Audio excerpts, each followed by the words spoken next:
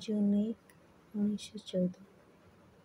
ସର୍ବଜୟୀ ହେ ଦିବ୍ୟ ପ୍ରେମ ଶକ୍ତି, ଏ ବିଶ୍ୱର ତୁ ହିଁ ଏକଛତ୍ର ଅଧୀଶ୍ୱର। ତୁ ହିଁ ତାର ସ୍ରଷ୍ଟା, ତାର ତ୍ରାଣକର୍ତ୍ତା। ତୋରି କଲ୍ୟାଣରୁ ସେ ଉଠି ଆସିଛି ଆଦି ଅନ୍ଧକାରର ଗର୍ଭରୁ, ଆଉ ତୁ ହିଁ ତାକୁ ନେଇ ଚାଲିଛୁ ତାର ସନାତନ ଲକ୍ଷ୍ୟ ଦିଗରେ। ଏପରି କୌଣସି ତୁଚ୍ଛ ବସ୍ତୁ ନାହିଁ ଯାହା ଭିତରେ ମୁଁ ତୋତେ ଦୀପ୍ତିମାନ ହୋଇଥିବାର ଦେଖୁନାହିଁ। ତୋ ଇଚ୍ଛାର ଏପରି କୌଣସି ଶତ୍ରୁ ନାହିଁ ଆପାତ ଦୃଷ୍ଟିରେ ସେ ଯେତେ ବିରୋଧୀ ହେଲେ ବି, ଯାହା ମଧ୍ୟରେ ମୁଁ ତୋତେ ହିଁ ସଜୀବ, ସକ୍ରିୟ ଓ ପ୍ରଜ୍ୱଳ ହୋଇଥିବାର ଅନୁଭବ କରୁନାହିଁ। ହେ ମୋର ମଧୁର ପ୍ରଭୁ, ତୁ ଏହି ପ୍ରେମର ସାର ଓ ମୁଁ ତୋର ହୃଦୟ। ତୋ ପ୍ରେମର ବିପୁଳ ସ୍ରୋତ ମୋର ସମଗ୍ର ସତ୍ତା ଭିତର ଦେଇ ବହିଯାଉଛି ପ୍ରତ୍ୟେକ ବସ୍ତୁରେ ତୋର ପ୍ରେମକୁ ଜାଗ୍ରତ କରିବା ପାଇଁ।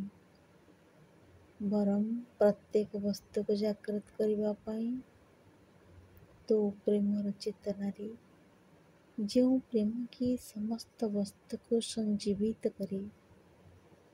ଯେଉଁମାନେ ତୋତେ ଚିହ୍ନି ନାହାନ୍ତି, ଯେଉଁମାନେ ତୋତେ ଜାଣନ୍ତି ନାହିଁ, ଯେଉଁମାନେ ତୋର ଦିବ୍ୟ ଓ ମଧୁର ବିଧାନରୁ ମୁହଁ ଫେରାଇ ନିଅନ୍ତି, ମୁଁ ସେ ସମସ୍ତଙ୍କୁ ମୋର ପ୍ରେମର ବାହୁ ଭିତରେ ତୋଳି ନିଏ, ମୋର ପ୍ରେମର ହୃଦୟରେ ଆଶ୍ରୟ ଦିଏ ଏବଂ ସେମାନଙ୍କୁ ଉତ୍ସର୍ଗ କରେ ତୋର ଦିବ୍ୟ ତେଜ ପାଖରେ, ଯେପରିକି ତୋ ତେଜର ଅନୁପ୍ରବେଶରେ ପରିପୂର୍ଣ୍ଣ ହୋଇ ସେମାନେ ରୂପାନ୍ତରିତ ହୋଇ ଉଠନ୍ତି ତୋର ପରମ ଆନନ୍ଦ ଓ ସୌନ୍ଦର୍ଯ୍ୟରେ।